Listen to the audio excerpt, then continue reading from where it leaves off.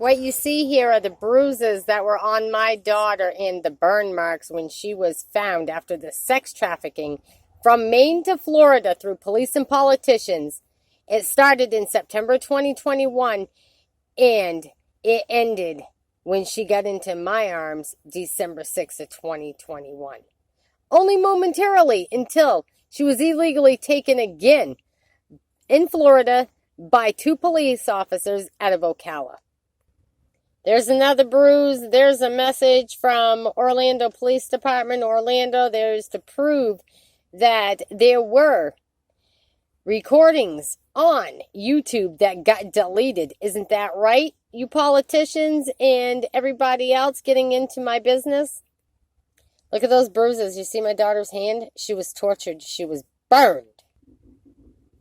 Here's more pictures of my baby girl.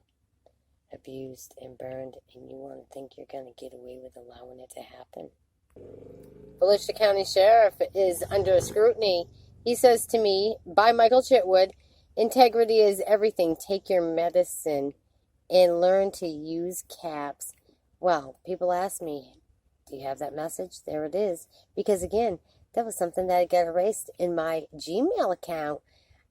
Isn't that correct? Right after I get off the phone with the FBI, September 8th, 2022, approximately 1 p.m., my whole account got deleted, all my emails, but you know what? The truth always prevails, doesn't it?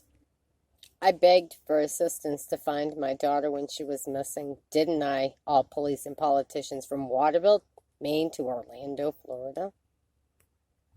Tina Hay from Daytona Beach, she runs this frivolous halfway house. She contacted me with this message telling me that my daughter was trying to contact me.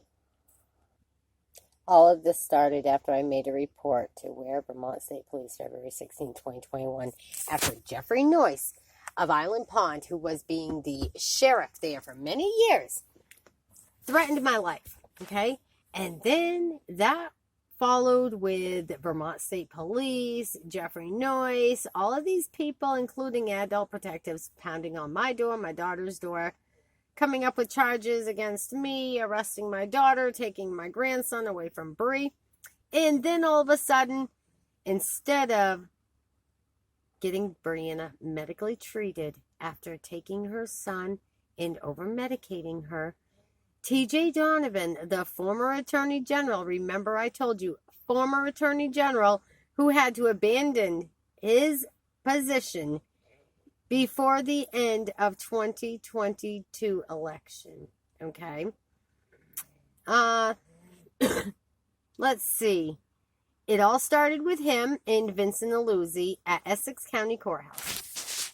It all started back in 2007 when Mary Hare and Jeff Hare, Michael Knox, who was the principal of Brighton Elementary School, all the people involved that were staff at and Vermont State Police, Amy Bosari LeClaire, who used to feed the kids alcohol in 2007 through Island Pond. Isn't that right, Amy?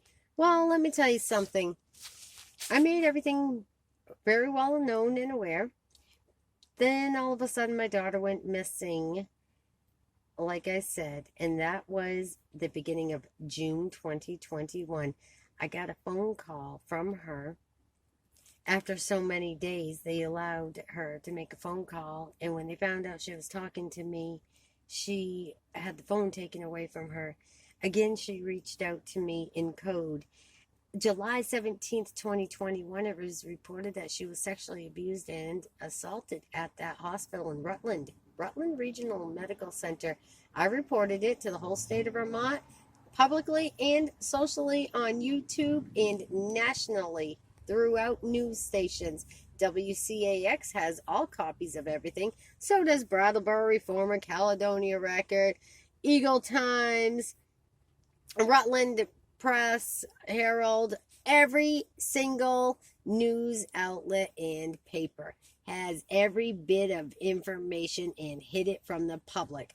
So when my daughter got out of this 90-day involuntary hold after being shot up, and I believe she was electrically shocked as well. I'm not confirming that yet, but I'm going to tell you it's a great possibility that my daughter was not only electrically shocked, but overdosed, drugged, with the intent to commit homicide on my daughter. I've requested those charges. I've requested investigation through the state of Vermont and Washington, D.C. My daughter was put on a bus after Gordon Obert took advantage of her, or tried to anyway, but my daughter grabbed her bag and ran out the door for safety in the middle of the night. But Gordon Obert hides that information from everybody. Gordon Obert from Anson, Maine, and his frivolous girlfriend that's stuck on a Suboxone program. 60 years old, a homemaker. Bitch is on Social Security disability. Why is she on Suboxone? That's my question. I'd like the answer. She's also an alcoholic, and she's on fucking psychotherapy fucking medications. I know that because she showed me her pill box, okay? I don't take medications. It makes me sick to think about it. Anyway, so a year ago, my daughter was in Boston University Medical Center Hospital. Apparently, had been drugged, raped, and abused again. No phone, no money, nothing. From Waterville, Maine to Boston. How the fuck did that happen, Greyhound? How safe are they? Not at all. So when I tell you that, you must know that there was a Dennis or Daniel that my daughter remembers being a dark-skinned male subject, sex trafficking detective that took her statement, gave her a cell phone, put her on a plane one way to Daytona Beach, and 2 police officers gave her a ride to a fucking shelter. What is that setup all about is what we want to know. Brianna wants to know, where are her other cell phones? I have requested the information. She asked me to gather the information, so we're working on that together. With that being said, when Brianna was found in Daytona, I showed you the message from Tina Hay. Well, once they found out that Brianna and I made contact together, this nurse, Erin, at Halifax Medical Center in Florida, Daytona Beach, wouldn't allow Brianna any conversation with me. In fact, she was listed missing through Daytona Beach. And after she had been let out of the hospital there, after being announced and pronounced dead, okay, she was then sex trafficked throughout Orlando. She was found at the Orlando Regional Medical Center, unrecognizable, and could not fucking talk. So with that being said, Sergeant Pagan and another one, Graham Gate, from Orlando and Orange County Sheriff's Department and Orlando Police Department. I want you people to call and find out why Brianna Marie Knights was sex trafficked, and why Terry Ontario is the sex trafficker, and why she gave all the information, why Orlando Regional Medical Center is hiding the information. Ask them why we were put under protective names, and my daughter was wearing an 83-year-old's bracelet when she left the hospital because she was under a false name with a fucking code, which is a violation of her federal constitutional rights, human rights, civil rights, disability rights, and all rights.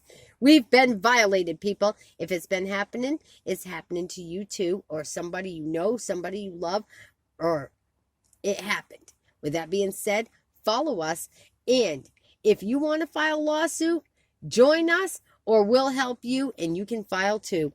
God bless. Have a great night, and please stop allowing these methadone clinics to function. Stop supporting them. They're killing our loved ones. They're set up to be assisted homicide, which is another violation, and you can file a lawsuit against them yourself as a third-party lawsuit for what? Bringing the mental and emotional distress onto you yourself for what they're doing to your loved one. Good night.